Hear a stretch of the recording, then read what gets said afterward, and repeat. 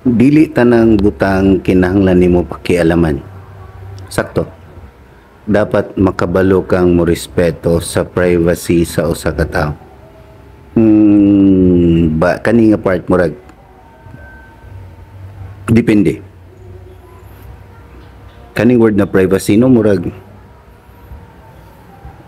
ambot lang para nako murag na-abuse ang word. Unsa nga privacy atong but pasabot? Nga kung na nato sa balay gisamok ta? Depende. Kay kung ato nang ipamugos nga dapat makabalo kang respeto sa privacy sa usa ka tawo, kung hindi man na nimo kinahanglan, di ka pwede maingon na pilion nimo ang bantayan sa tao. Di ba? Kay ang unang keyword dili tanang butang kinahanglan nimo pakialaman.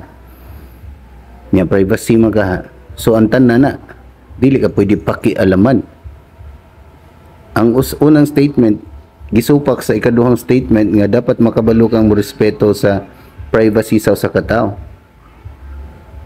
So kay private man di ka pwede pakialaman. So kung masunog inyong bahay, di sa ka pakialaman. Kay privacy man.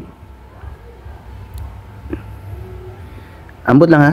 Kamo sa inyo ikasultian Basta para nako ang word na privacy kay either na abuse dili lang sa mogamit sa privacy gyud nato or mo invade sa tong privacy, na abuse na sa mo claim nga iyang gamiton niyang right sa privacy.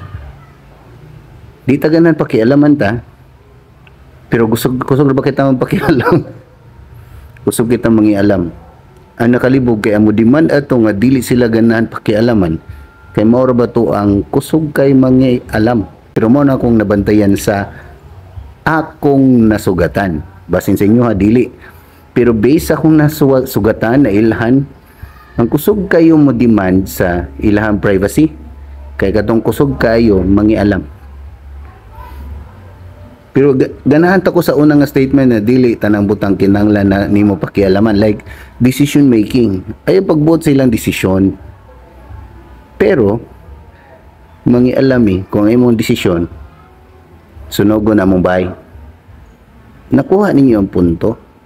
Nay panahon nga dili pakialaman, mo nang uyon ko ani dili kinahanglan tanang butang yung pakialaman, pero nay mga panahon na kinahanglan mangialam ang tao. Kay ang pakialam sa English kay concern. So dili na lang ma-concern. Kay imuha ng kinabuhi anang word gani nga mind your own business. Ambot lang unsa inyo kasulti ana?